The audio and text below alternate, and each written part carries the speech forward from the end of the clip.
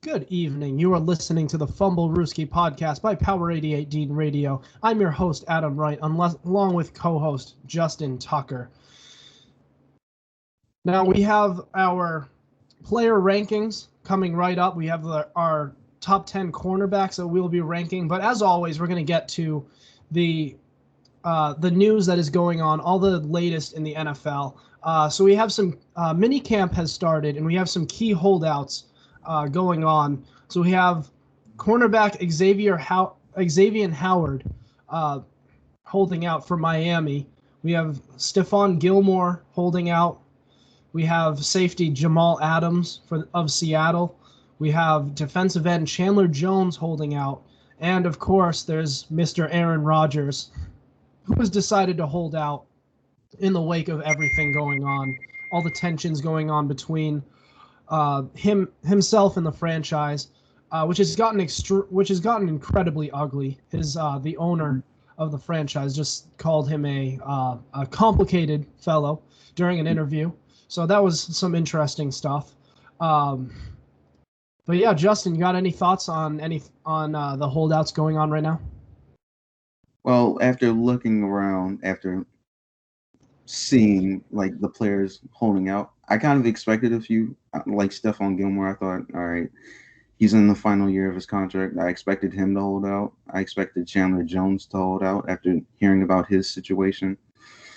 We already knew about Aaron Rodgers. The one that surprised me the most was Xavier Howard holding out. I understand that he was a candidate for Defensive Player of the Year and had 10 interceptions, but at the same time, it's like in 2019, you just signed a deal for 5 years, $75 million. I understand it, but it's like you are aware of the contract going into the season, and yet you still signed it either during or after. So it kind of like confuses me a bit, but hey, if he feels like he needs to get paid more money for what he's doing, all for it. I'm never against a player getting paid. So I kind of want to like look into that situation more and see how it unfolds. I think it'll end well. It's just an interesting situation to look at. That's something we can agree on, is that Xavier Howard, he's holding out, yet he signed this contract 2 years ago.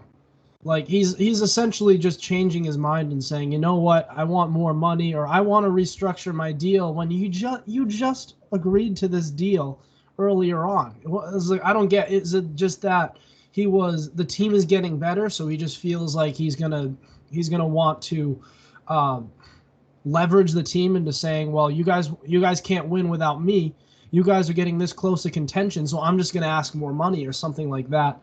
I kind of think this guy's a jackass. He has a bit of a history with domestic abuse, and he's not a good person off the field. He's holding out, and also Stephon Gilmore's better. And that is your opinion. That is your opinion. You can't say that right now because Stephon Gilmore is coming off a torn, what is it, quad? I think he had surgery somewhere there. Yes, but I can't say he's better right now. You could make an argument. He's also holding out. But anyways, I mean, Stephon Gilmore's pretty squeaky clean off the field. Xavier Howard isn't. You can also understand what's going on with Stephon Gilmore, why he's holding out. I'm not trying to justify it. I'd want him to come back. I want him to be a part of this team. I think the Patriots are going to need Stephon Gilmore.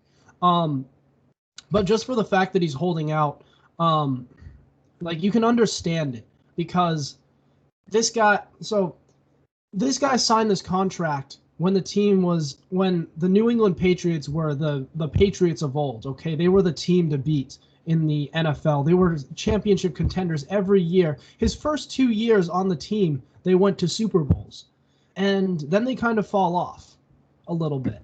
So you can understand why he's looking at his contract and saying, well, I mean, I kind of want to be paid more. I'm on the last year of my deal where the team's not all that good anymore. So can I have some more money? You know, like, you can understand what, like, and this is Bill Belichick isn't really in a position where he was prior, where he could say, just shut up. We're going to win. And if you don't shut up, then I'll just trade you if you keep on bitching to me about money. That's kind of the way Belichick operates, where if you were to so much as talk about getting paid more, it's a death sentence for Bill Belichick. Unless your name is Tom Brady. Then he's going to leave and go to Tampa Bay and win a Super Bowl. Damn it. This man had a guy on Christmas, and the guy still wished him Merry Christmas, and Bill Belichick never said anything. This guy is ruthless when it comes to things like this. Bill Belichick as a GM is ruthless, and he doesn't. He's ruthless as a anything. Honestly, I still can't believe you mentioned Malcolm Butler. We're getting off topic, but Gilmore, that's an understandable situation. And it's an interesting one because usually with contract disputes in New England, they get solved like this because Belichick trades them like this. Mm-hmm. So it's going to be interesting because I don't think Bill has the leverage that he once had. He doesn't have Brady to back him up and say, well, we're going to win with or without you. You want to come with us for the ride and play a role, or do you want to get traded to the Cleveland Browns? Or the any other garbage on the bottom of the league. I mean, this was back when this was back when Cleveland was horrible, when this was a thing. But you remember Jamie Collins asked for Von Miller money and they immediately traded him to Cleveland. Yes, I remember that. That was amazing. It was kind of fun. It was pretty funny, and they won a Super Bowl after that. So that's kind of the way it worked. Is that if you ask for extra money, he's just going to – if you cause any issues about your contract, about wanting more money, he's going to trade you. And he'll make sure it's to a bad team. He was ruthless with that, and I don't think he can do that anymore because he doesn't have Tom Brady anymore. Quite possibly one of the greatest quarterbacks of all time. Well, what I will say about Stephon Gilmore's situation is like, all right, they did have cap, but I'm not sure what their cap situation is like right now because Bill Belichick just went on that spending spree to at least make the team as good as it can be at this moment in time. They helped make the defense better, like shore it up, because it wasn't bad last year. It just wasn't as great as it was the years before. So they made some improvements on there. And offensively, they were a hot mess. So they had to get some new weapons for either Cam Newton, and then they had to draft their eventual quarterback or successor to Cam Newton and Mac Jones. So as far as the cap situation with Stephon Gilmore, they may not have the money to give him at this moment in time. And as far as on-field production between Stephon Gilmore and Xavier Howard, it's not that far off. You can talk about off-field issues, this, that, and the third, and I'm not here to like praise Xavier Howard off the field, but on the field, he's been pretty reliable. I mean, this guy was just a candidate for Defensive Player of the Year along with TJ Watt. So it's not like he was bad. It's not like he wasn't an all-pro. He was. I think he's just in a situation where he's trying to leverage to either get more money for his contract or just try to renegotiate it to get more guarantees in it. That's all. Oh, of course I'm not denying that he didn't ball out. He was arguably the best corner in the league last season. Honestly, you could make a case he was the best corner in the league last season. The only issue I have with him is the issue you have, is that he signed this contract 2 years ago. It was very recent, and the team's winning now. So like for him to automatically just change his mind, it's not like things have really changed much since he signed that contract. I know the team's gotten better, so maybe he's trying to. So my thought is maybe he's trying to leverage the team into saying, you guys need me in order to get over the hump. So, and the whole team is together, so pay me more. It could be something like that. But overall, I don't think it makes much sense that he is holding out. For me. Yeah, I think I agree right now. Combined with his contract and Byron Jones' contract, they're like the highest paid like cornerback duo in the league. They have to be like top 3 or top 5. Just looking at those two contracts as a whole. Do you know who's another player who's kind of in a similar situation to Xavier Howard? What that is Jamal Adams. No. It's a similar situation because Xavier Howard has been playing better than Jamal Adams, Mr. Blitz boy himself. Jamal Adams has sucked this year. However, he's They gave up 2 first-round picks, so he's using leverage that he has over the team in order to get paid more money. The only difference is one player balled out, the other was absolute trash. Now Jamal Adams is a little better off the field than Xavier Howard, but I mean not by much. He also he also sent the Patriots mascot to the hospital a couple of years ago. That was a good job. Good job. What a douchebag. What an asshole. He saw him and laid him out. He saw an op and laid him out. That's all he had to do. Sent him to the hospital. He had to get hospitalized. Great job, Jamal Adams. And he even said, "Oh, do I regret it? Oh no, I don't regret it." Oh, shut up, Jamal. Talk to me when you're not contributing to one of the worst secondaries in the entire league last year. Talk to me when you're one of the best safeties in the league, and you can't even stop the Seahawks secondary. The Seahawks, who always have a good defense, from being one of the worst secondaries in the league.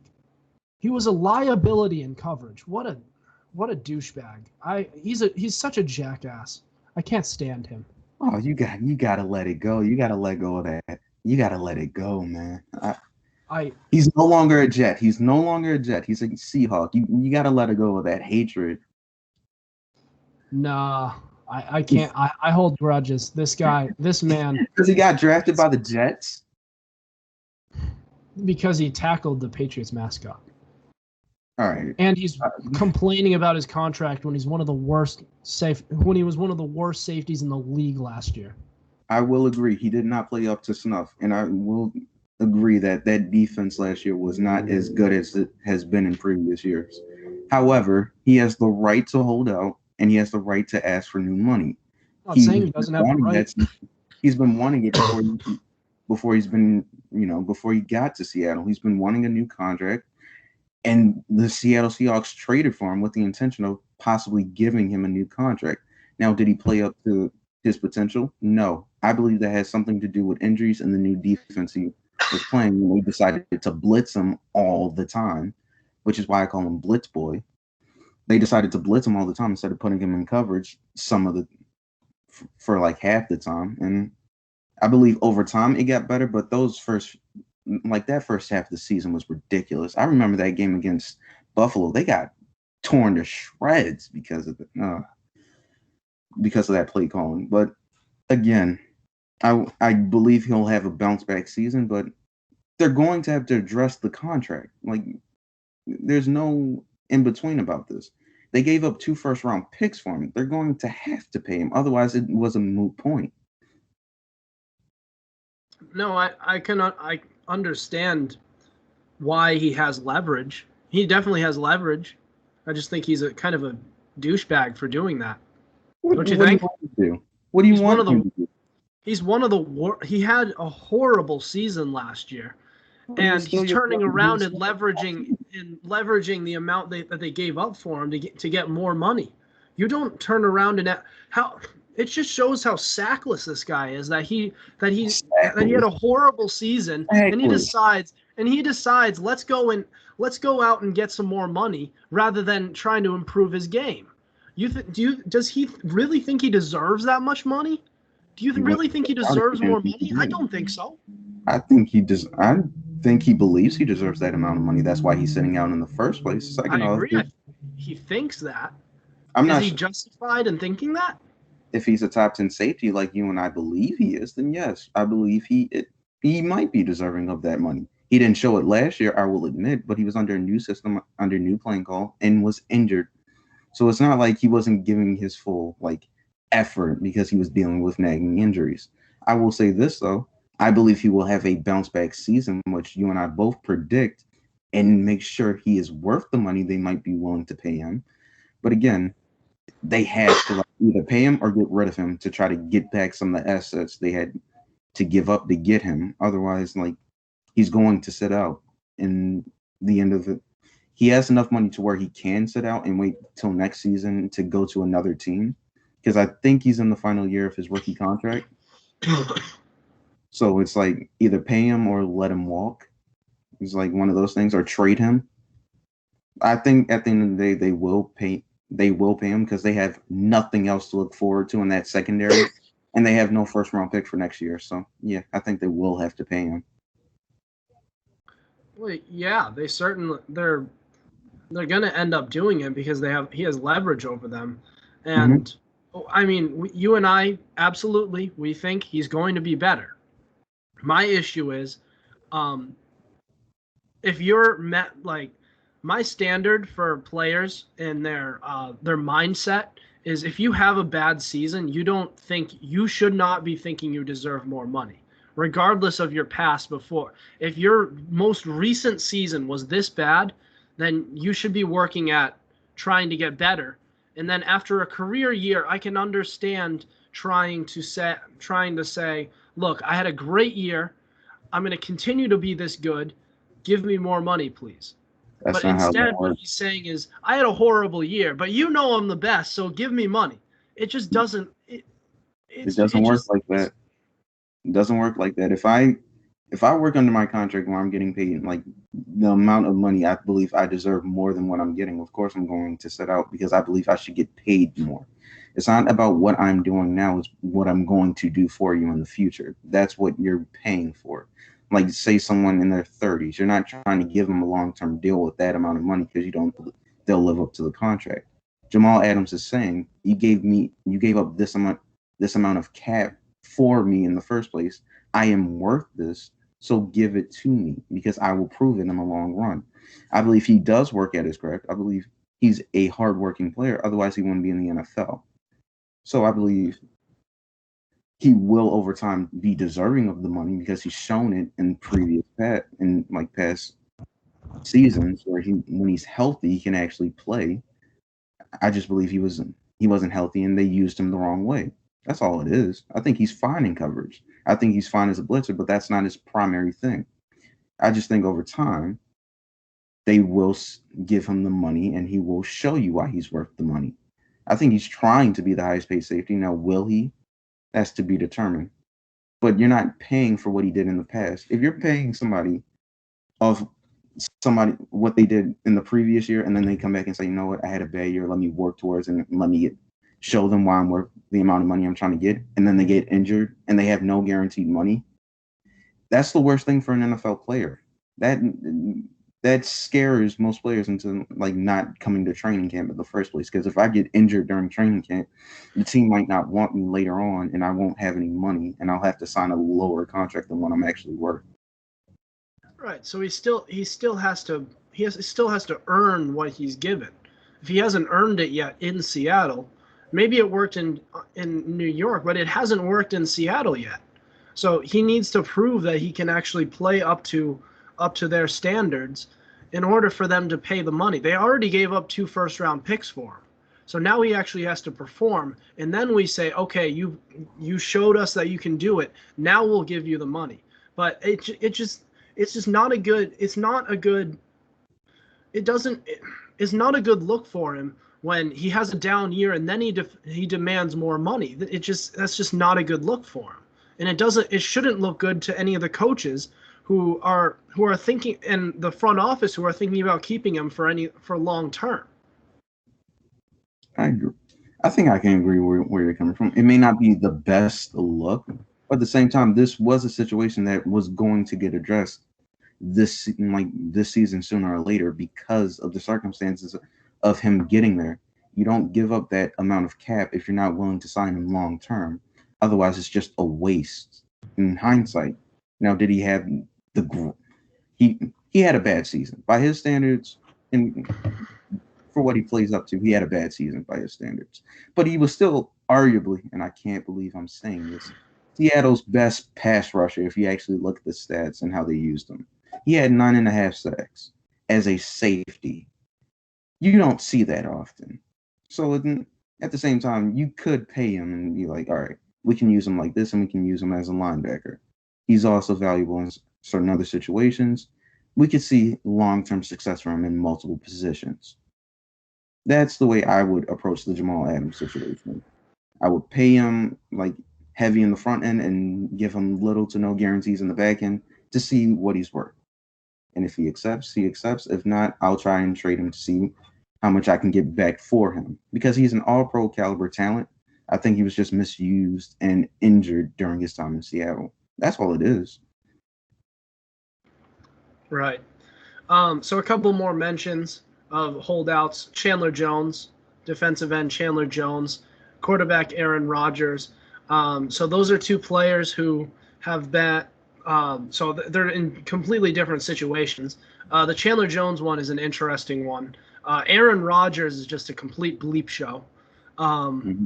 Mark Murphy, there, the president of the team, was it the president or the owner? I believe it's the owner, correct? He's in the owner position, but I think he's the president of the Packers because they don't have like the true owner because the owner the president of football operations. Yeah, which is technically the one that runs the Packers. Like he's like the Jerry Jones of the Packers, basically. That's how I would interpret it. Yep, and he called him a complicated fellow. Mm-hmm. So that's interesting, isn't it? How, in the light of you would think they'd be kissing his ass right now, Aaron Rodgers, but it turns out they're doing the complete opposite. They're being like, this guy's kind of complicated. I mean, he's just doing. I might agree a little bit, but if you're trying to keep him here, one of the league's premier quarterbacks for the past 10 years, if you're trying to keep him around, you don't open your mouth and say things like that. I agree. You keep going the way he's going. I think you mentioned this a little bit off camera, Justin. If he leaves, if he ends up, or if this keeps on going the way it is, there's a real possibility he may not even play this season, and then they might be forced to trade him after the 2021 season. And they'll be stuck with Jordan Love for this season. I mean, he's been playing well in minicamp. Jordan Love has had a solid camp so far. But if you're looking at trying to contend for championships, you might need Aaron Rodgers. You might. Yeah. But imagine if they win a Super Bowl without him, then they really don't need him. I mean, I'd look at it like the Washington Nationals winning the World Series without Bryce Harper, who went to the Phillies in it. So it's like that. I'll tell you what, though. If Aaron Rodgers sits out this season and Jordan Love takes them to win a Super Bowl, Aaron Rodgers is out of the greatest of all time debate. 100%. You take him. He as if he wasn't out before. This takes him 100% out. He's done. Virtually the same roster. Jordan Love, this new kid, comes along and he takes him straight to past Brady. By the way, that's how it would work. Past Brady, past Mahomes, and to go march him down and win a Super Bowl. You're out of the GOAT conversation, Aaron Rodgers, okay. Mr. Rodgers, Mr. MVP, Mr. Jeopardy host. Go and host Jeopardy if you do that. God. Stop it. I mean, I'm getting him in trouble. I'm making up these fake scenarios that haven't happened yet, but if it happens, that's two things. Number one, Jordan Love would no. That's just a no. If Aaron Rodgers is in Green Bay, he is the starting quarterback, I believe. Hopefully. Unless he sits out. Yeah, if that's a huge if. Hopefully he doesn't, but if he does sit out, Jordan Love will have to take over. At best, the best you could hope for is that he gets them to the playoffs. I don't think he'll play past like the divisional round. I don't think so because I don't think the line is as good as it was last year, and I don't think the talent is as what it was last year. I believe they're having a lot of glaring holes that nobody's really talking about, especially on defense. But that's number one. Number two, this needs to be addressed. I heard Jordan Love compare himself to Patrick Mahomes. Stop that. You need to stop that. You are not there, young man. I will say he has a similar play style. Very similar play style. That does not mean he's on his level. Well, yeah, Aaron Rodgers and Tony Romo have similar play styles. That doesn't mean one's on the same level as the other. Mm-hmm. I saw the comment. I was like, yeah, no, he's not like that. Number three. Kid has confidence. which you would like in a quarterback. I'm glad he has confidence after the beating he took last year from a mental aspect, considering he got drafted by the Packers and his quarterback was the MVP of the league. So I'm glad he has the confidence to be like, yeah, I'm like that. And he wasn't even the backup this season. It was that other kid, that Boyle kid. Yeah. I don't think he was ready to play, though. I think he's more of a project than like a successor right now. I think he'll eventually become the successor, but I think he's more like a project, which is why they took him and was like waiting to like 3 or 4 years until Aaron Rodgers' contract came up. And number 3, let's not talk about the hypotheticals of if he wins a Super Bowl. He's not there yet. If it does, it would be legendary, wasn't it? It'd be amazing in Titletown. It'd be amazing if he gets past Brady and then gets past whoever wins the AFC, whether it be the Ravens, the Chiefs, the Bills, even the Colts. Be a big if, though, wouldn't it? Mahomes, Allen, Lamar, even Brady. Carson with the Colts.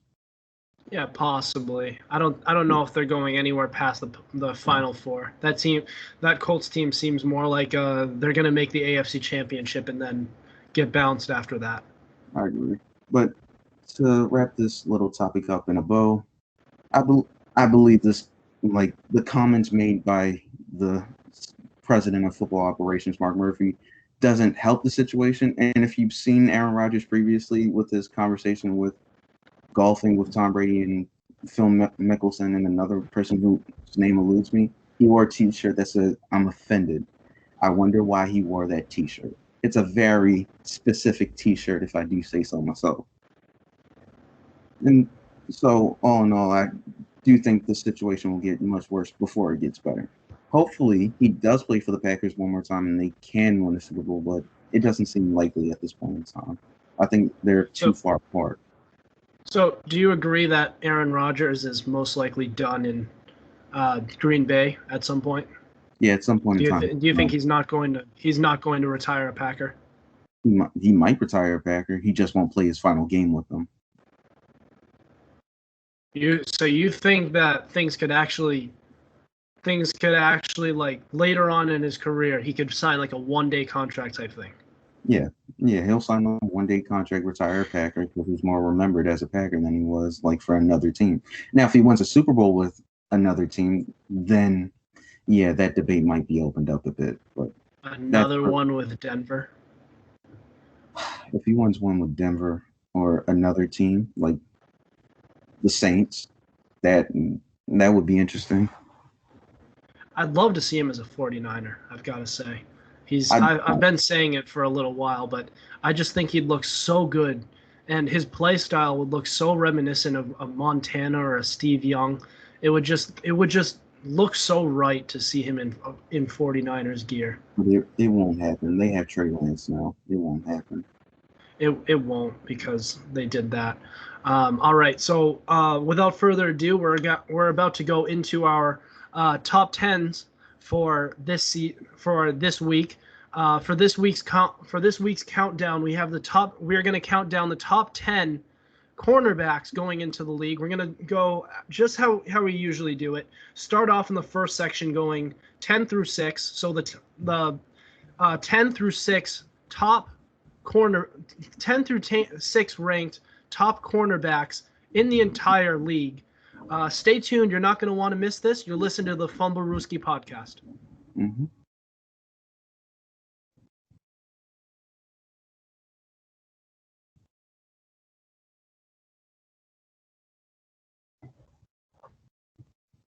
All right, without further ado, let's get started. All right, so ranking our top 10 cornerbacks. This is actually a position that a lot of people love to rank. A really popular position from defense. Everybody loves watching this position on defense. It's very important for teams to have great secondaries, and it starts with the cornerbacks. So Justin, give me your 10th. Give me your number 10 cornerback in the entire National Football League. Well, before I get started, I would like to point out we don't know who we have on our top 10. So this will be a very interesting top 10 depending on who we have in certain places. I know That's who right. my We had. Oh, whoops! I dropped my mic. Um, that's right. For our script, we've been typing in our top 10 on the same script, so we kind of have known in the past couple of weeks at each position who we had for which position, but we've kind of hid our list from each other now so that it'll come out as a surprise, so it might spark some more debate. I'm trying to get this. Justin's a tough cookie to crack. Or I'm not sure if that's I use that expression correctly, but no. Justin, it's very hard to get this kid riled up. And I try to get some debates going, but he's always just so calm, so tame, and it never works. So let's see if this works. Let's see if we can get this kid riled up. All right, let's see what. All right, my number 10 guy is Marcus Peters. That's my guy too. I have Marcus Peters. Yeah. Now, is he a top 5 guy? No, he's not top 5, but he is top 10. I believe at best, he can go all the way up to 6 because what you believe in him is his ability to cover and be able to make plays as far as forced fumbles and interceptions. Since 2015, he has had 31 interceptions, which again leads the league, and no one's very close to him except Xavier Howard with his 10 interceptions in one season. That I think he's caught up to him pretty closely, but I believe he's still number 1. The guy is always around the ball. He has a knack for getting to the ball. He has a knack for turning the ball over and making plays from turning defense into offense. I believe that's a valuable skill set to have. And, yeah, I'm very happy that he's on the Baltimore Ravens. See, now, Marcus Peters is one of those players where you can look at him and say, throughout his career and say he's kind of been all over the place. Like, he'll be one of the league's premier corners, like close to top 5. Or he'll be close to like 10th. So it's kind of been all over the place. He could wind up anywhere on this list by the end of this season. The reason why I only have him at 10 is because, or the reason why I have him at 10 is because I think we can rely on the fact we can say with confidence that this guy will be around somewhere in this top 10 by the end of the year. He will be up there with the league's best cornerbacks. So he's a guy who I can say with confidence will be our number 10 corner in the National Football League. Yeah, the only thing that kills me about Marcus is that he'll gamble and sometimes he'll get burnt by it because he's always trying to make the big play and he'll give up a touchdown. But it's more often than not he'll make the big play, so I can live with it. But it's just something that stings me from time to time.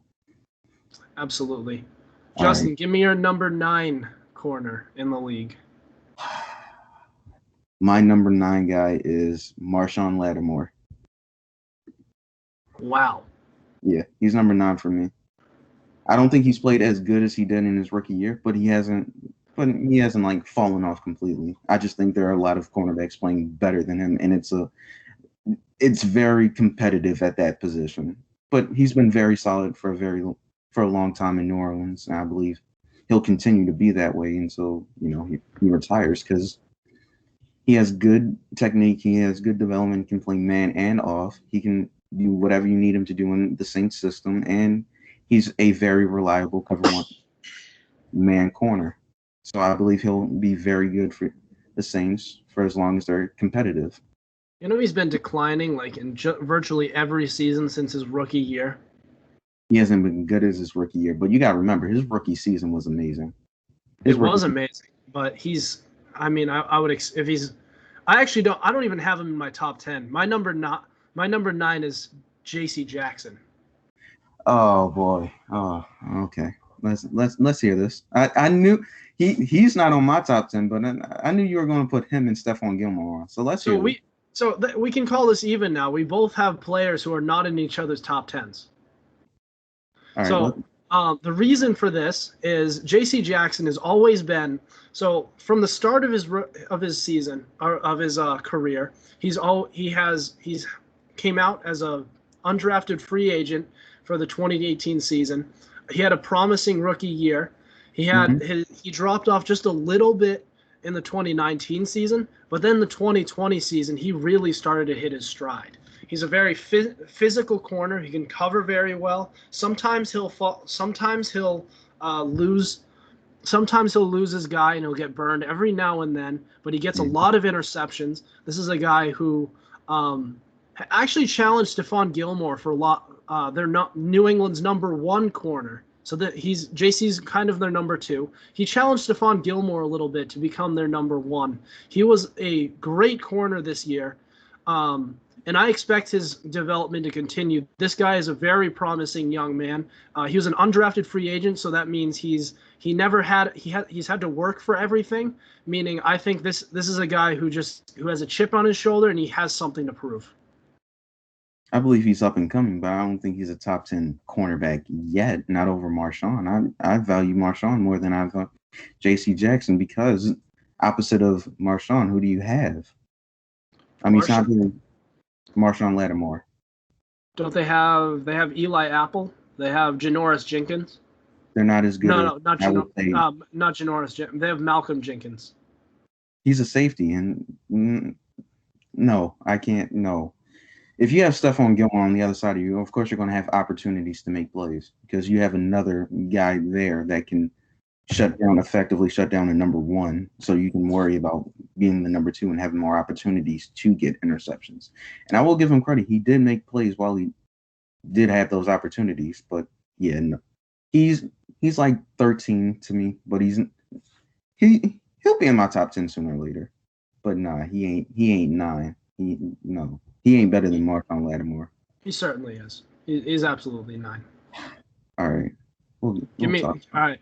Now, give me your number 8. My number 8 guy was Xavier Rhodes. Xavier Rhodes. Wow. Yeah. Okay. He didn't make your top 10, did he? Nope. This actually might be a good one.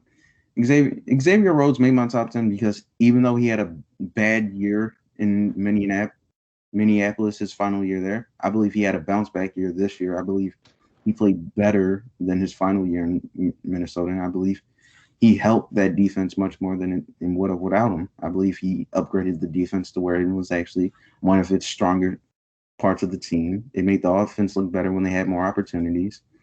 And if you watch this game against the Jets, he was really like that. Now, I understand it's against the Jets, but when you throw to Xavier Rhodes, the roads are closed with him. So you got to be careful of when you're throwing it to him, because he could take it and go all the way with it. And without him, I believe they were out against the Bills. I'm not sure if he played, but if he played, he would have made it that much harder for Stephon Diggs or Cole Beasley to be as good as they were in those games. Well, yeah, he was a better player than he was last year, or than he was the year before. He was a key part of that defense. I just don't think he's better than Marcus Peters, who you and I both had at number 10. Meaning I don't have him in my top 10.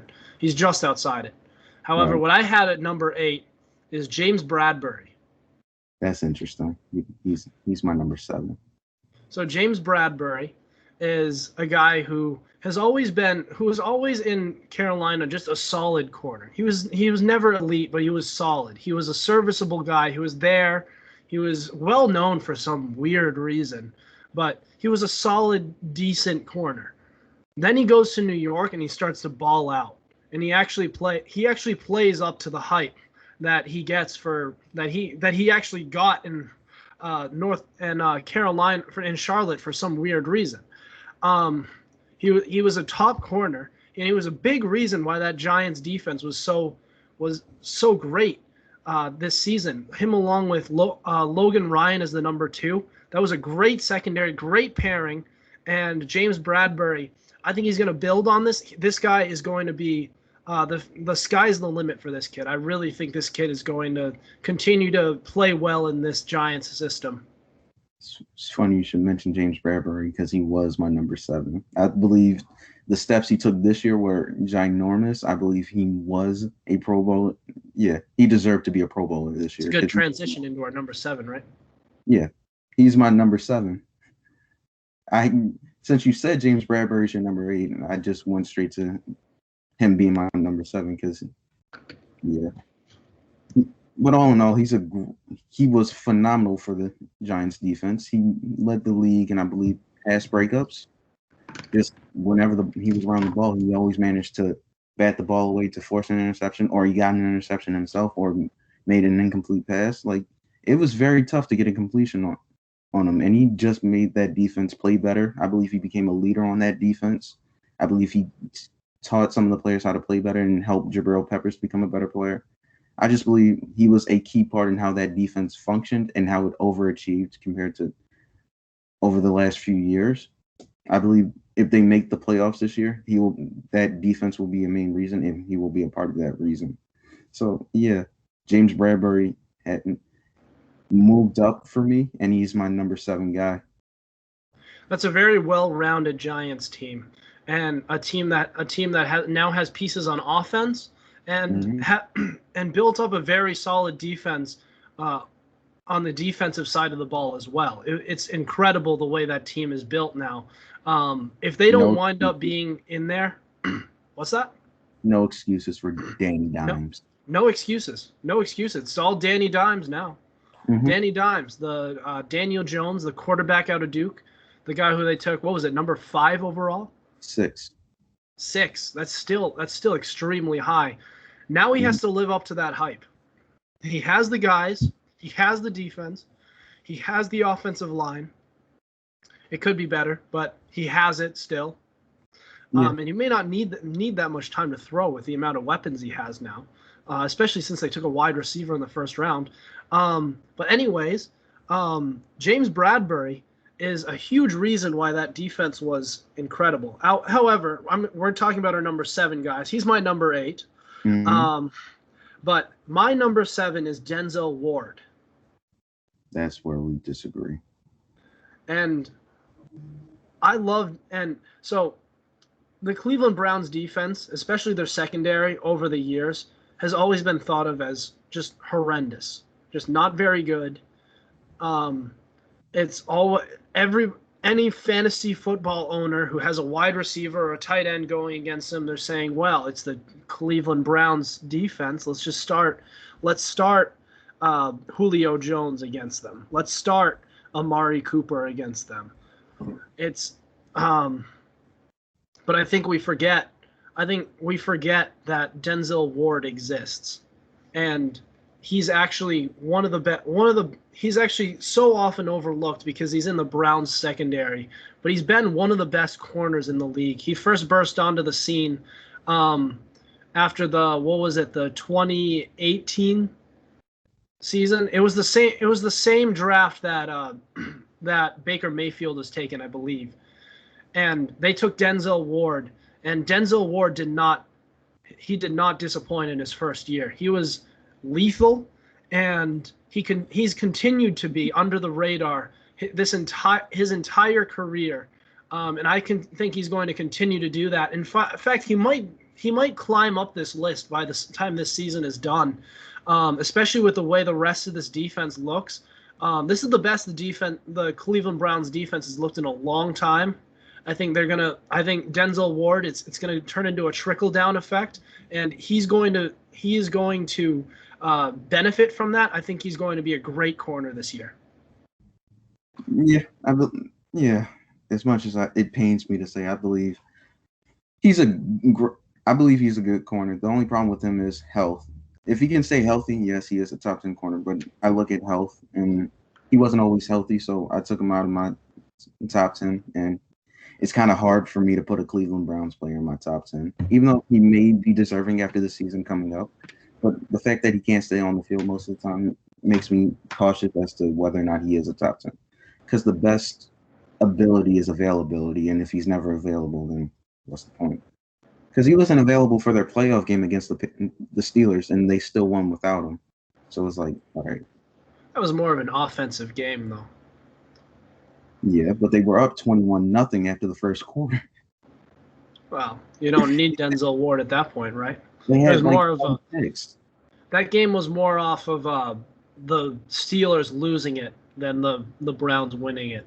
No. I mean, when your quarterback, who has won them 2 Super Bowls and is always keeping them in contention, is always putting up great offensive numbers, is turning the ball over 5 times by way of the interception, then That's an issue. That's a huge issue, especially when you're doing that in the postseason. And I believe they turned the ball over a total of 6-7 times. It was unbelievable. I still can't believe how badly they screwed that game up. You cut those turnovers in half, and the Steelers win.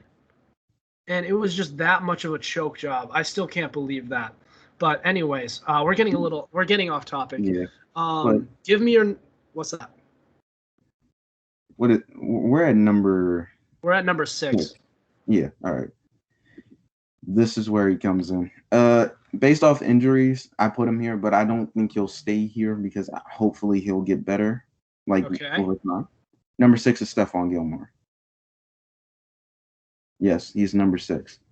That's how tough the cornerback position is. If you have a bad year due to injuries, you will fall down quite a bit. He used to be number 1. He's now at number 6. So we're going into the 2021 season. You don't think he's going to bounce back? He could bounce back, but at the same time, he's recovering from an injury, so he's going to have to prove that he can still be the same old guy coming off the injury. And he may not even be the number 1 corner anymore. By your depiction, it might be J.C. Jackson. So we don't even know. And you were all for trading him if that meant you guys could get Julio Jones. Well, yeah, because it's Julio Jones. You trade for Julio Jones. That's Stephon Gilmore, Defensive Player of the Year. Well, he could get better, and that would be great. That would be a great pickup for the Falcons, who need defense. They need to be more well-rounded of a team. But, I mean, if you're going to take a shot at my corner, just wait till you hear who I got at number 6, Mr. Marlon Humphrey himself. What's that? Hold on. Wait a minute. Wait. Time out. I know I did not hear that. Please tell me that was out of spite. Please tell me you're joking. Please tell me. Number 6 is Marlon Humphrey. Okay. What are you smoking? He is not 6. He is at minimum 4 in top 3. He's top 4 to top 3. And there's no. 3. Marlon Humphrey is top 3. Yes. Oh my God. No. Let's hear this. I want to hear this. Go. So Marlon Humphrey is the number 1 corner in Baltimore. Yes, he is. And he's a great corner who's shown out throughout his career. However, I don't have him ahead of any of the top 5 guys who I have going into this season, just because he's just not quite as good as them. It's just that simple. You believe Xavier Howard is better than my guy? Absolutely. Xavier Howard was one of the top 2 best corners last season. And there's no reason for him to not continue that. No. He's not better than my guy. My guy is asked to do more. He's asked to do more in the defense he runs. He's asked to blitz, and he's asked to play slot and outside. No. My guy's better than Xavier Howard. There's only 2 people I will allow you to say he might be worse than, and that we'll get to that later. We'll get to that later. Marlon Humphrey's number 6. Sorry. Just because versatility doesn't automatically mean he's a better player. We will discuss this when I talk about him, because he is in my top 5. We'll get there. All right. Now we're gonna move on to the best corners in the league, the top 5, the final countdown of our top 10 cornerbacks. Stay tuned. This is the best of the best. Things are getting heated. We're finally starting to rile this kid up. Stay tuned. You are listening to the Fumblerooski Podcast by Power 88 Dean Radio. Humphrey number 6.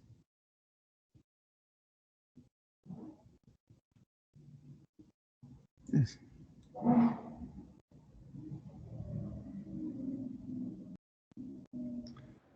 All right, it's time for our top 5. We have the top 5 cornerbacks in the entire National Football League. This is the best. These are the best cornerbacks in the league, the best defensive backs in the league. Let us know if we have it wrong. But without further ado, Justin, Give us your number 5 corner in the league. I don't even have to. We don't even have to wait for the audience to talk. You have it wrong. I have it right. But we'll get to that. We'll get to that. Number 5 for me is Tre'Davious White, quarterback out of Buffalo. He is a key piece of that defense. He takes the number 1 guy and basically puts himself on an island and he performs well on that island. He's always going up against the best, and he always does well. Now that he has a true number 1 on his team like Stephon Diggs to go against in practice, it makes him that much better as a corner. And over the past few years, he's just been getting better and better. I believe in 2019, he didn't give up a touchdown that entire year. 2020, he regressed a little bit, but still had a phenomenal season. And I believe he'll have another great season with this team to be a key reason why they'll go far in the playoffs. I believe with him, they're a great defense. Without him, they're an okay defense. I believe he's that valuable to that team. And I believe he'll be there for a while. It's my number 5 guy, too. Tre'Davious White. Mm-hmm. One of the 5 best cornerbacks in the league. He's been a key piece to that Bills defense, a big reason why they're such a well-rounded team, why they finished 13-3 last year. He's reliable, and he's a guy who they can always count on. And ever since he came into the league, it's just been he's always shutting guys down. He has that swagger to him, and he's going to continue that this season. And he's going to have to if the Bills are going to keep up what they've been doing in the past few years. I love Tre'Davious White in 2021. Yeah, I agree. And I think he's been overlooked a little bit too, because that Bills offense is getting great, and people are starting to forget about Tre'Davious White, the impact that he really brings to that entire Bills team. All right, that offense might be great, but if you score 1 million points but give up 1 million points, then you're gonna lose a few games. You're not gonna go 13-3. Well, it's a 17-game season, so maybe they go 13-4. But I know I hate it's just uncomfortable. It's going to take a couple of years to get used to this anyways. But Tre'Davious White is my number 5 guy, and I say it with confidence. Yeah. But give me your number 4. My number 4 guy is Xavier Howard. That's where he comes in at. Not a bad spot, but again, I value these corners higher than him. That's all there is to it. It's just a preference over where you rank Marlon Humphrey. You rank him at 6, I got him higher. Xavier Howard is a good number 1 corner. I believe he makes a great tandem with him and Byron Jones in Miami. And I believe he is part of the reason why Miami has been so successful, mainly on defense. Their cover 0 package is amazing, especially for what they did against Kansas City. That man threw 3 interceptions against the Dolphins, and he happened to be one of the reasons why, with that phenomenal one-handed interception when he was covering Tyreek Hill. That man just went up and snagged that out of the sky. Much respect. He came off the season where he was a prime candidate for Defensive Player of the Year. Had an argument as to why he should have won it, considering he had 10 interceptions, and the last person to do that was Antonio Cromartie in 2007. So, respect. It's not the easiest thing to come up with 10 interceptions. But at the same time, he didn't make the playoffs. They got bounced. And in the key game, they gave up 56 points to the Bills. So, yeah. I'm not going to lie. Tua Tagovailoa may have had a part to deal with that because he did throw 2 interceptions. But Are you gonna have Marlon Humphrey at like number 2? Don't answer that. No, I'm not going to answer that. He might be, but I don't think I'm not sure right now. I think he's top 3, yes. All right. My number 4 is Jalen Ramsey. Oh, boy. Oh, jeez. Jalen Ramsey is huge. He's physical, and that guy gets inside your head. And now I think Jalen Ramsey is a grade A-hole, but it works. He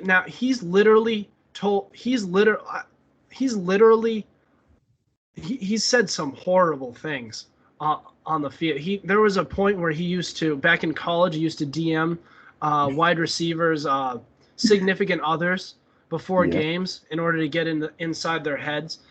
That's just so personal. That's just so horrible. And I actually thought of giving him the benefit of the doubt and putting him in the top 3, but just because of how horrible he is as a human being. I think he once said something about Golden Tate's sister that got them into a huge fight. Just what an a-hole that he is, but nonetheless, an unbelievable cornerback, one of the premier cornerbacks in the league, and he proved that this past season, and he's probably going to continue to do that. And he just has a way. He has a way with words, and he's a big physical corner. He can shut guys down easily, and he's going to continue to do that. Yeah, I'm just going to break the news. There are not 3 cornerbacks better than Jalen Ramsey. I can't. I can't. Yeah, I know we are disagreeing about Marlon Humphrey, but nah, fool. There's not 3 cornerbacks better than Jalen Ramsey. He is top 3 minimum. So, do you have Jalen Ramsey in your top 10? Yeah, Jalen Ramsey's in my top 10. All right, so give me your number 3. My number 3 is Jair Alexander. He is a true number 1, I believe. At first, I thought, I might have some questions about him. But no, he is flat out the number 1 guy. And he confirmed it for me when he locked down Calvin Ridley and won me fantasy against Brian. Suck it, Brian. I know that you're still fuming over that one. When Calvin Brian, Ridley, who was kicked off of our show. Who's out tonight, by the way? Have we explained that joke yet to our audience? If you know, you know. That's the way I always assumed it. I guess I'll explain it because I'm sure there's a lot of people who are confused. But anyways, we've said Brian is out tonight a lot, and I'm sure it's confusing. But we used to have a co-host named Brian on our show. Mm-hmm. And when he was on our show, he basically showed up to only half of them. Into which me as the main host had to say, Brian is out tonight, more than I could count. In fact, I think there was a time where he was actually here and I accidentally said Brian is out tonight. Mm-hmm. And after he decided to leave the show, as a couple of times we kind of just said it as a joke. But anyways, yeah. He's also in our fantasy football league. And he doesn't like Jair Alexander because Brian had Calvin Ridley on his team. And I guess, Justin, you could tell the rest of the story. He had Calvin Ridley on his team, and he was going up against Jair Alexander that week. And Jair Alexander held this man to 0 yards. No completions, no receptions, no touchdowns, no yards, no nothing. That man was on an island. That man couldn't get a kickback break to save his life. He was on 24/7 lockup. That man was on an island, had no reception. He couldn't get anything. Couldn't get no help from Matt Ryan. No man breakers, no nothing. Jair Alexander wasn't going for any of that. I was like, yeah. Now, if he had like 20 yards or something, even like 50, I would have won because I beat Brian by like 40. But still, that was a big help for him to lock down Jair to lock down Calvin Ridley. I was like, yo, don't sleep on him. He's really like that. And he'll take away your number 1, no problem. That's when I gained major respect for Jair Alexander. That's why I have him number 3, and he will continue to prove why he's number 3 because I believe he had like a 90-point-something PFF grade, which is phenomenal, which shows you how good he was in coverage. Well, yeah, I think he will continue to be either top 3 or even number 1 sooner or later. That's really when he kind of put the league on notice. When people started to notice him is when he limited Calvin Ridley to no catches at all. He just no production.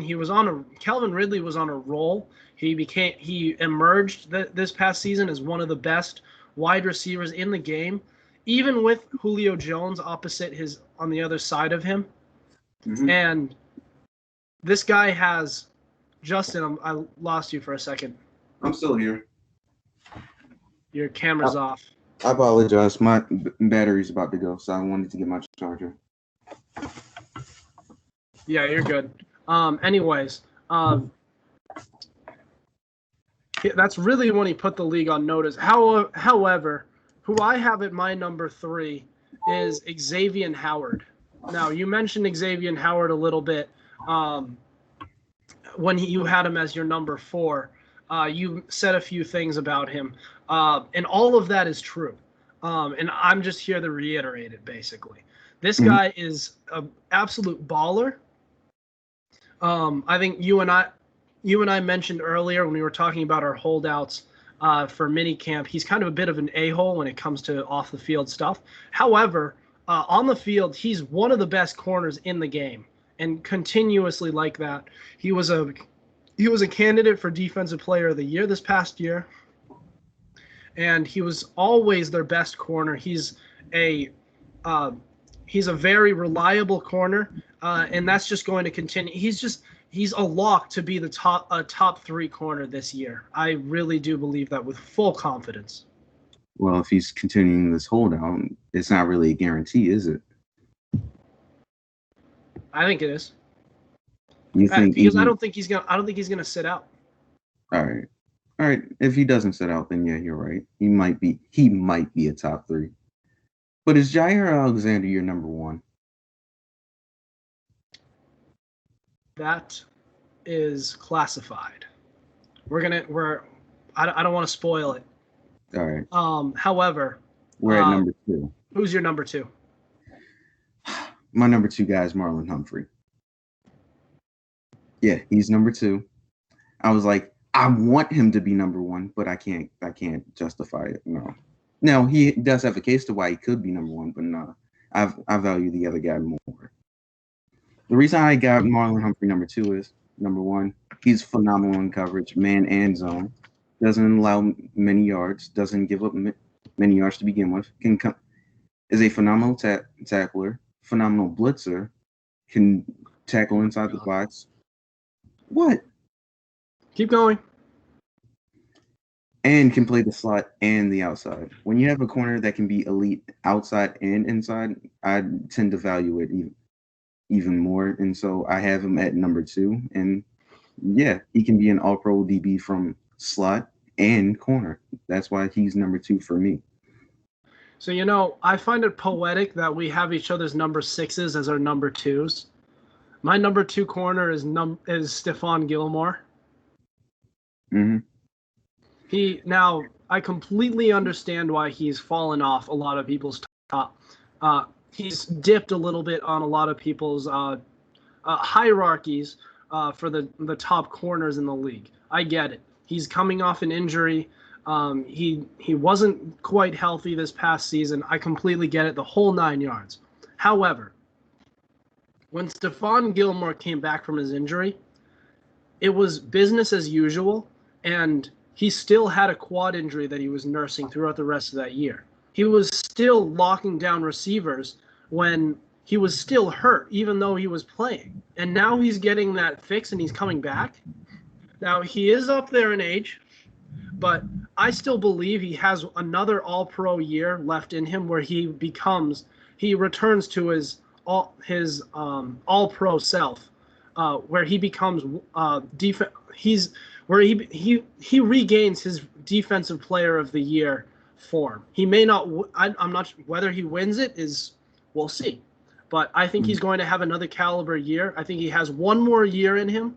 I think he is reaching the twilight of his career, but he still has a little gas left in the tank. Just watch. Remember the name. I mean, we all know the name, but Stephon Gilmore, the New England Patriot. He's going to have a great year. Is he your especially candidate? With the way that defense is. Is he your candidate for Defensive Player of the Year? What's that? Is he your candidate for Defensive Player of the Year? I think it's a strong possibility. But I also mentioned I mentioned earlier on that Denzel Ward, I think he's going to be better because he's going to be re-energized by an improved Cleveland Browns defense. It's the same thing with this Patriots defense as well. It's much more improved from this past free agency. And a little bit in the draft too. They added a tackle in the second, nose tackle in the second round. And this is a defense that's improved. Stephon Gilmore is coming into this season healthy, and he's also on a contract year. I forgot to mention. We mentioned it earlier on in the show when we were talking about our holdouts that Stephon Gilmore is holding out. He's entering a contract year. He's motivated. He's healthy, and he's going to be re-energized by this defense. Watch out for Stephon Gilmore in 2021. He's my number 2 corner in the entire NFL going into the 2021 season. Okay. I can respect it. I can see why you have Bump and Run Gilmore as your number 2 guy. Right? Bump and Run Gilmore. All right. I love that Twitter handle. I love it. Bump and Run Gilmore. All right. Now, Are we ready? Drum roll. Oh, boy. Oh. Justin, hit me with your number 1 corner in all of football. All right. After hours and hours of deliberation and debating where I would put this guy, I have Josh Norman as my number 1 corner. I'm kidding. What the hell? I'm kidding. I just wanted to see your reaction. Nah, without question, to me, the number 1 guy is Jalen Ramsey. The only guy I feel comfortable with matching physicality with DK Metcalf. The only one I feel fine with not having a safety watch over top of him and just basically freelance on defense. I can basically send my defense to play in the box or double bracket another defender and be fine with it. Jalen Ramsey can fit in any defense and play phenomenal in it. And I believe he's a big reason why the LA Rams have been playing better on defense. And yeah, I believe he's helping Aaron Donald because if he's in coverage, Aaron Donald has a better chance of getting a sack. He'll lock down your number 1, and he is not afraid of coming up to tackle you like some corners are. But yeah, he's my number 1 guy. All right. Now, I agree with all of the things that you have said about Jalen Ramsey, but the one thing that I said was good about him, but could get him in trouble one day, is his mouth. Now, he backs it up and he gets into players' heads, but the way he talks, he's going to get a target on his back. People are going to start looking at him. They're going to expect that. They're going to expect that he's going to talk. And then they're going to just want to make a big play on him. They make a big play, and they're going to clown on him even more because he talks. And it's going to be even more sour for him because he's talked all that garbage, all that trash to these wide receivers. Now they're going out and they're targeting. They're saying, "I want this guy." The guys with the wide receivers with an edge to them, the tight ends with an edge to them. They're like, "I want him," and it could get him in trouble. I'm thinking. He's still one of the premier corners in the league, and I've jokingly said that I have him lower because he's a douchebag, and that could have played a factor, but it's mainly because of that. But I just think he could get in some trouble at some point. He really could. But anyways, my number 1 cornerback going into the 2021 season is, drumroll, Jair Alexander. Ooh. So yeah, Justin, you were right. I have him as my number 1. Anyways, Jair Alexander, ever since he's entered the league for the Green Bay Packers, he's been money for this team. And they really need that on the defensive side of the ball with the way Aaron Rodgers has played for his whole career. They need a well-rounded team, and Jair Alexander has been that guy. He shuts down corners like it's nobody's business, and he does it without talking, which is something that I like. Now, it's nice to have the swag. It's nice to have the confidence. But when you get to the point where you're talking absolute garbage, the way Marcus Peters does sometimes, the way I'm blanking on his name. Yeah. The way Josh Norman used to do back when he was relevant. the way Jalen Ramsey, as I mentioned before, did. A lot of corners do that because a lot of corners just get arrogant. They have that cockiness to them when they shut down corners. It's just kind of in their nature. But Jair Alexander doesn't need that. He doesn't work with emotion. He doesn't. And when you work with emotion like that, when you run on it, then that emotion could get the best of you. But when you're doing this, just business as usual, like Jair Alexander does, and he just kind of shuts his mouth, he just lets the results do the talking, then you're going to make for more consistent results. And I think Jair Alexander, he was an amazing corner this past season, and he's a strong he's a strong candidate to continue it this season, this upcoming season and beyond. He's an incredible player. Yeah, that's why I had him in my top 3. I think he's phenomenal for the Packers. And watching him play, you could see it in his technique and see what he does to number 1 wide receivers. This guy, yeah, I respect his game a lot, and he's a big part of the reason the Green Bay Packers defense has gotten better over the years. With his game getting better, that defense has gotten better. Absolutely. That defense has gotten better. They also drafted a new corner, the Green Bay Packers did, so maybe that'll pan out for them. It's certainly an upgrade over Mr. Kevin King over there. Don't talk to burnt me, piece of toast. Got burnt by Scotty Miller. Scotty. For some dumb reason, they decided let's put Kevin King on. I'm blanking on his name. It was on that first touchdown pass by Brady in that NFC Championship game. It was Mike Evans. Mike Evans? They had him on. They had Kevin King on Mike Evans. Yeah. Instead of Jair Alexander. I don't know where the hell Jair Alexander was. I don't know why the coordinator decided, let's put Kevin King on him. This will be a good idea. Spoiler alert, it wasn't a good idea. In their defense, would you rather have Kevin King on Chris Godwin? I don't think that would have fared much better. It would have been better. Chris Godwin's argument, he could be a number 1. I don't think it would have been much better. It would have been better. I think Mike Evans has a better rapport with Tom Brady than Chris Godwin does. They both have good relationships, but I think Chris Godwin, especially during that playoff run, he got a little bit of the case of the drops. Yeah. And Mike Evans just throughout that season was incredible for that team. You put Jair Alexander on Mike Evans. You don't put him on Chris Godwin. And they paid the price for it. And they did fix it. They did fix it. Alexander got a couple picks later on in the fourth quarter, I believe. Mm-hmm. Didn't he? He got 2 picks, right? My thing is, Kevin King still got burned by Scotty Miller, so I don't think it would have been much better if he got put on Chris Godwin, like you asked. It wouldn't have mattered. How do you get burned in cover 3? That makes no sense. But hopefully Kevin King can bounce back and be the cornerback that he should be.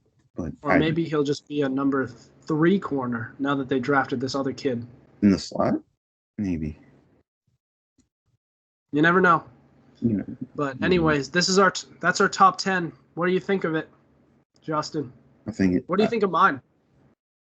It's an interesting one. There's not 5 cornerbacks better than Marlon Humphrey.